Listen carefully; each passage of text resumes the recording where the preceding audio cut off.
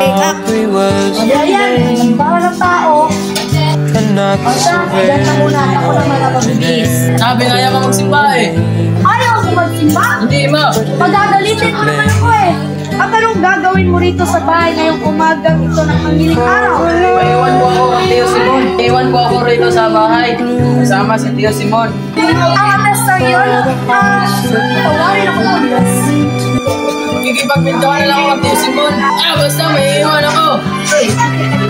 At anong kwento? Kalapastangan sa banal na pangalan ng Diyos? Ikaw. Hindi mama. Maganda ang ginapinto ni Tio Simon sa akin. Gusto ka na. Gusto na. Bago ako magalit ang pagkawanan ng tumarang sa inyo, araw na ito, napay kami sa kalooban. Pero, gusto na sabi!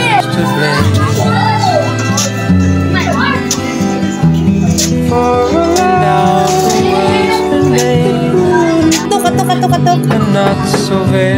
pero, Katok! But who's to blame? Sino yan?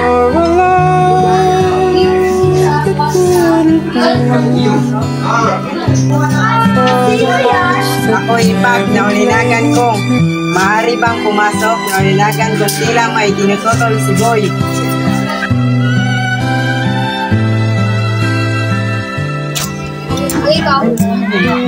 And Aubrey was her name. ayaw ko magsimba Tio Simon. Maiwan ako sa iyo rito. Hindi ako sasama kay mama. Yan ang kinukuha ko sa pamangkin mo, kuya. Hindi nga raw kasama sa simbahan. Kailangan ka nga naman sumama sa simbahan, Boy. Kung gusto mo. Kung isama ako ay maghintay kayo at ako'y magbibigay.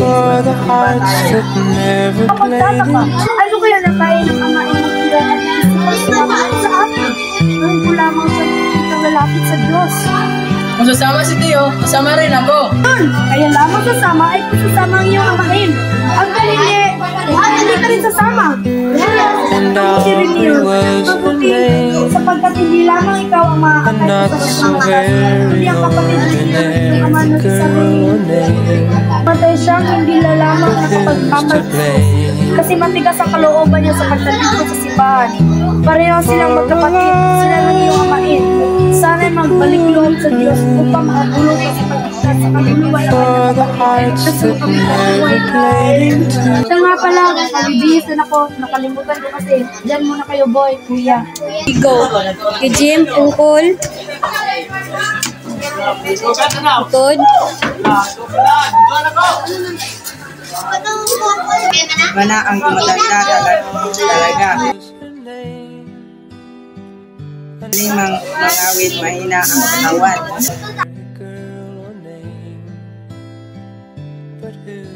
Bakit po napilay po kayo si Tio Simon?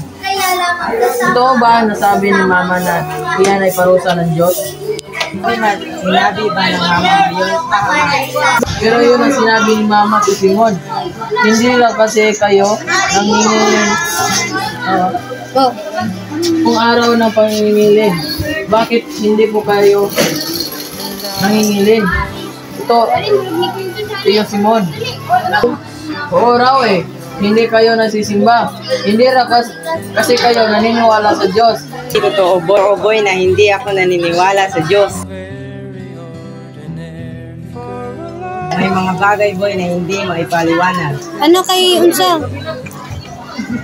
May mga bagay na hindi maipapaalam sa iba sa pamamagitan ng salita. Ang mga bagay na ito ay malalaman lamang sa sariling karanasan, sa sariling pagkamulat. Ngunit kung anuman itong mga bagay na ito, boy, ay isa ang tiyak, malaki ang pananalig ko kay Bathala. Kaya ka sasama sa amin ngayon, Tio Simon? Dahil sa kabansanan ito ng aking paa, boy, natutuhan ko ang pumalikod, hindi lamang sa simbahan, hindi sa Diyos. Nabasa ko ang dayuman, bandage na maughan at ako'y nanalig sa filosofiyang pinanaligan ng kanyang tauhan. Ngunit hindi ako naging maligaya. Boy, hindi ako nakaramdam ng kasiyahan. Ano nangyari, Tio Simon? Siya nga pala. Ito ay manika ng isang bata na nakasahan ng truck. Tawid siya noon at sa kaniyang pagtakbo ay ilaglag niya ito. Binalikan niya, ngunit siyang pagdaan ng isang truck ay siya'y nasagasaan siya, nadurog ang kanyang isang binti. Namatay ang bata. Namatay, nakita ko ng dalawang mata. Ako nooy naglalakad sa malapit at aking nilapitan. Ako ang kanyang lumapit kaya nakuha ko ang manikang ito. Ako at nooy hanggang mahigpit na namatay na bata na maring ayaw bitiwan. Kahit sa kamatayan, boy, siguro at noon, naganap ang pagbabago sa aking sarili sapagkat nang yumuko ako upang damputin ang manika ay nakita ko ang isang tahimik at nagtitiwalang ngiti sa bibig ng patay na bata sa kabila ng pagkadurog ng kanyang buto ng ngiting tila ba nanalig na siya ay walang kamatayan. Ano pa nangyari kay Simon? Noon ako'y nag-isip na, boy, hindi ko na makalimutan ang pangyayaring iyon.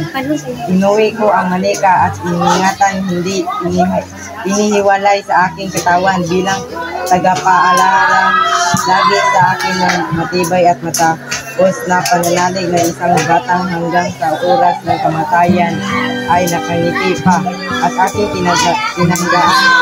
Kailangan ng isang tao ang pananalig, kahit ano, pananalig ng sa anumang bagay, lalo mabuti kung mananalig kay Bathala kung may panimbulanan.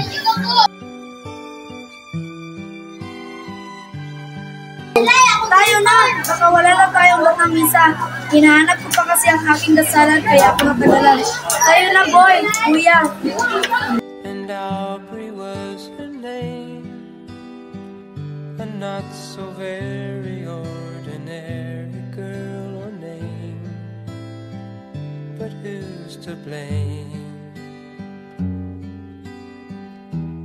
for a love that wouldn't bloom, for the hearts